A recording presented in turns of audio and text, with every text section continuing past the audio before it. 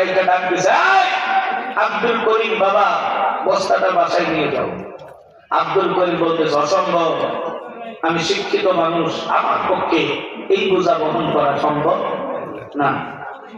বড় ছেলে করলো না, দ্বিতীয় নম্বর ছেলেকে ডাক দিল। দ্বিতীয় নম্বর ছেলেও বললো, বড় ভাই নাই নাই, আমি মুখ ঢুকতে, আমিও নিতে পারবো না। বাবার মন খুশি না বেজা?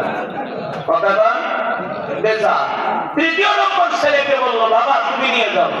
আমার বয়স 10-12 বছর, এই 25 কিলোমিটারের চাউলের বস্তা মাথায় দিয়ে আমার মাথা সেট হয়ে গেল, আমার পক্ষে সম্ভব না, আব্বা আপনি অন্যদিকে চেষ্টা করেন। বাবার মন আরো খারাপ হয়ে গেল। বাবার মনের অবস্থা দেখা, মুখের বিরতির ভাব দেখা, এবার ছোট্ট ছেলে মাত্র 4-5 বছর বলা, এটা দূর করে আব্বা আমার মাথায় উঠে গেল। এত বড় বড়গুলো পারলো না, ছোট্ট বাচ্চা কেন কইছে জানেন? বাবার মুখে হাসি ফোটানোর জন্য।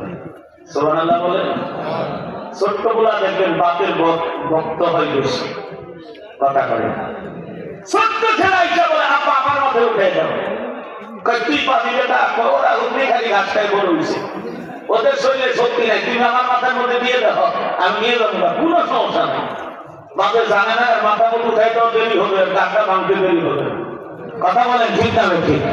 কিন্তু বাবা এখন কর্মচারীকে ডাক দিয়ে বলে, বাবা আমার সন্তান কোনোভাবেই মানবে না, বস্তাটা নিবে, আমার সন্তানের মাথায় বস্তা উঠিয়ে দেওয়া যাবে না, উঠিয়ে দিলে আমার সন্তানের গাড় ভেঙে যাবে।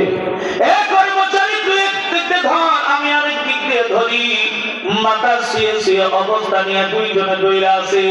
ও মুসলমান, মাথা শুই শুই অবস্থায় বাড়িতে নিয়ে বস্তাটা ফেলায় দিয়ে কয়, আমার বাবার শক্তি কত দেখছনি?